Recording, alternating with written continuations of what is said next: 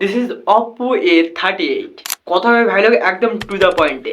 এই স্মার্টফোনের প্রাইস কিন্তু একদম 15,000-এর নিচে। এছাড়াও এতে রয়েছে 90 Hz হাই রিফ্রেশের 50 মেগাপিক্সেলের মেইন ক্যামেরা। তো ভাই লোক এছাড়াও তো আমরা ভালোটাকে ভালো বলবো, অবশ্যই খারাপটাকে খারাপ বলবো।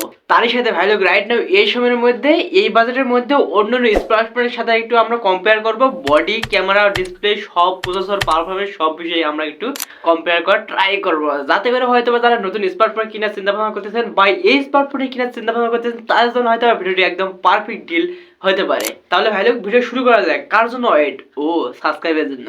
Please subscribe, turn on the notification. Alright, কোন ধরনের ইন্ট্রো ছাড়া একদম এর বডি বিল্ডে চলে আসি। হ্যাঁ, স্মার্টফোনে কিন্তু বডি বিল্ড সম্পূর্ণ প্লাস্টিক বডি। তো ভাই লোক এইটা আমার সম্পূর্ণ পার্সোনাল অবজেক্টিভ ব্যাপার। হ্যাঁ, প্লাস্টিক বডি প্রিমিয়াম লাগতেও পারে হাতে নিলে। তবে ভাই লোক অন্যদিকে এই স্মার্টফোনে আবার দুইটি ভেরিয়েন্টে পাওয়া যাচ্ছে, 4128 আর 6128। 4128 এর রাইট নাও মার্কেট প্রাইস হচ্ছে 14,990 টাকা, আর অপরদিকে 6128 এর মার্কেট প্রাইস হচ্ছে আপ টু 16,990 টাকা। যদিও ভেরিয়েন্ট প্রতি সেরকম পার্থক্য নেই, বাট হালকা পার্থক্য তো অবশ্যই থাকবে, যেহেতু 2 GB র্যাম বৃদ্ধি রয়েছে ওই স্মার্টফোনতে। তো সেজন্য হয়তো 2000 টাকা ভেরিয়েন্ট প্রতি বাড়তি থাকেছে।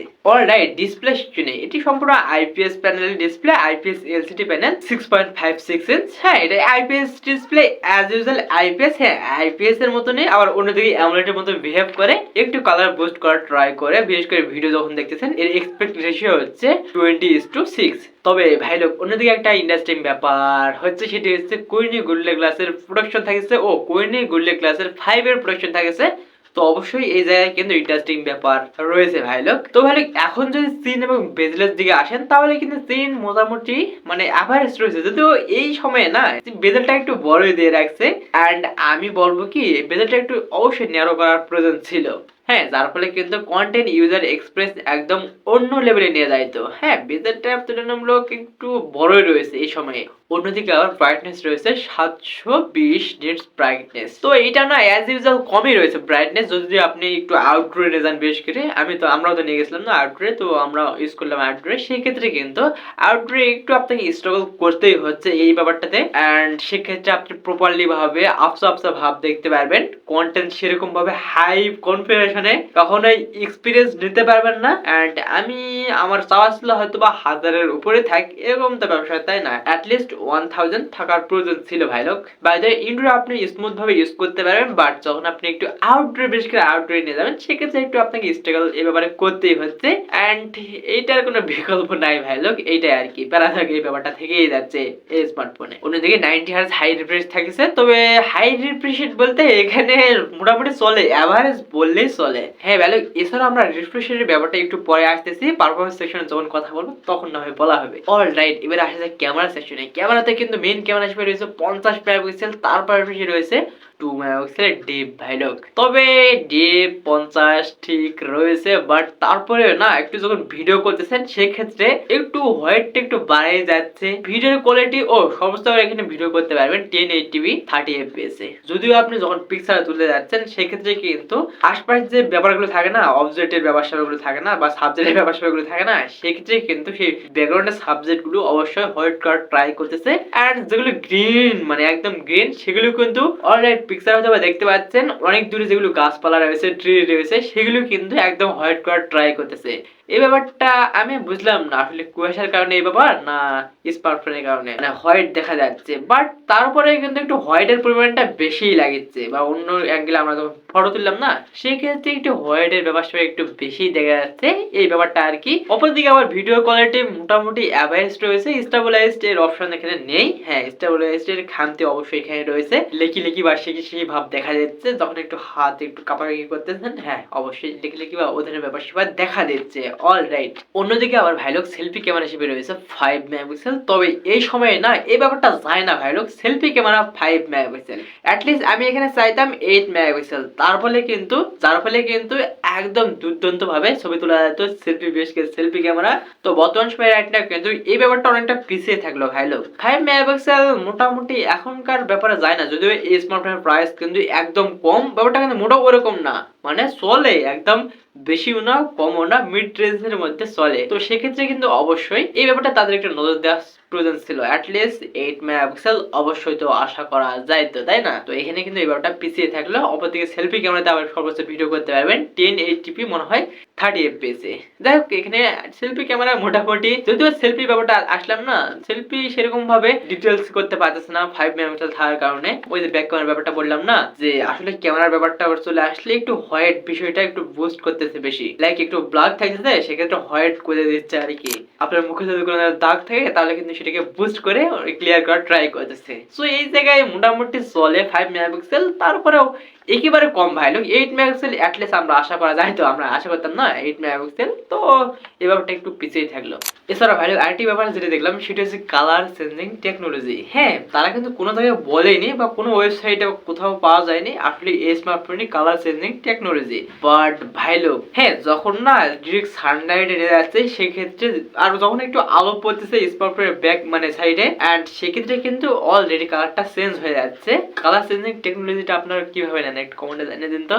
ভাই লোক, কথা হবে একদম চিপসেটে। চিপসেটে কি রয়েছে ভাই লোক? হ্যাঁ, অবশ্যই এখানে রয়েছে মিডিয়াটেকের হিলিও G85 ভাই লোক। এই প্রসেসরটা না যায় না, এই সময় এই প্রসেসরটা যায় না।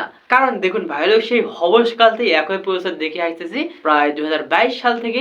সেই একই প্রসেসর বিভিন্ন স্মার্টফোনে, ওই যে আমরা বেশ কয়েকদিন একটা স্মার্টফোন রিভিউ করলাম না, ওই যে স্যামসং কি জানি স্যামসং হিলিও 40, তো ওই স্মার্টফোনটা কিন্তু একই প্রসেসর ছিল ভাই লোক। প্রসেসরটা যে একেবারে খারাপ আমি এর খারাপটা বলতেছি না, হ্যাঁ, যদি আমরা এই একই প্রসেসর অন্যান্য প্রসেসর দিয়ে একটু কম্পেয়ার করি, বিশেষ করে ওই যে ইউনিসি টাইগার সিরিজের প্রসেসর T616 ওই প্রসেসরগুলোর সাথে যদি কম্পেয়ার করি, তাহলে সেই প্রসেসরগুলো থেকে এই প্রসেসরটা একটু এগিয়ে থাকেছে।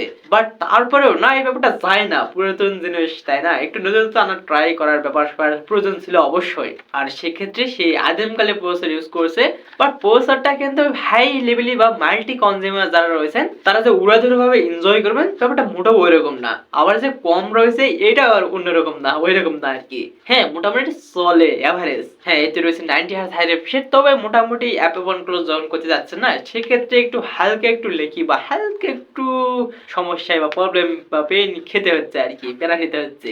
হ্যাঁ, একটু ওপেন ক্লোজ করতে একটু সময় লাগতেছে। যখন আপনি একটু মাল্টিটাচ স্ক্রিনে বেশ করে রেখে কাজ বাজ করে যাচ্ছেন, সেই ক্ষেত্রে কিন্তু যখন আপনি পুনরায় সেই মাল্টিটাচ স্ক্রিনে বা অন্য অ্যাপে সেম পুনরায় সেই অ্যাপটিতে যাচ্ছেন, একটু পর মাল্টিটাচ স্ক্রিনে রেখে তখন কিন্তু একটু বাইরে করে দিয়ে ট্রাই করতেছে। বেশ করে যে ক্যাপকাট গুলো থাকে না, যখন আপনি একটু ক্যাপকাটের প্রজেক্ট গুলো ওপেন করবেন বা এডিটিং করবেন এন্ড মাল্টিটাচ স্ক্রিনে রেখে যখন আপনি অন্য কোনো কাজ করে যাবেন, সেক্ষেত্রে কিন্তু আবার সেম ভাবে যদি আপনি ক্যাপকাটে প্রবেশ করে যাচ্ছেন, সেক্ষেত্রে কিন্তু অনায়াসে বাইর করে দিচ্ছে এন্ড সেই নির্দিষ্ট অবজেক্ট থেকে একদম ছড়িয়ে দিচ্ছে বা অ্যাপ থেকে একদম কিক মারতেছে। এই ব্যাপারটা কিন্তু যায় না ভাই লোক, তাই না?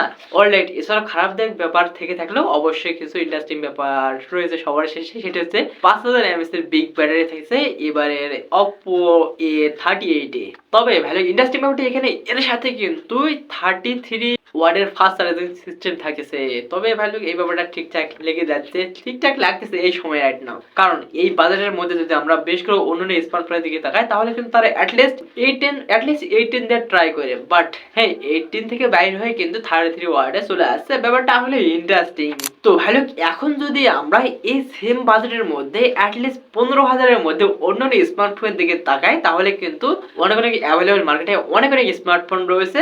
যদি হ্যাঁ, আপনাকে কখনোই বলছি না যে 700 করে রিভিউ করছে দেখে আপনাকে এই স্মার্টফোনে পারচেজ করা লাগে, ব্যাপারটা কিন্তু মোটেও ওইরকম না। হ্যাঁ, যদি আপনার যদি এই স্পেক্স গুলো ভালো লাগে এন্ড পারফরমেন্স বা ক্যামেরা ট্যামেরা এগুলো যদি ভালো লেগে থাকে এন্ড তখন আপনি ডিসিশন মেক করবেন, তার আগে কিন্তু কখনোই করবেন না। হ্যাঁ, এর বাইরেও অনেক অনেক অ্যাভেলেবল স্মার্টফোন রয়েছে।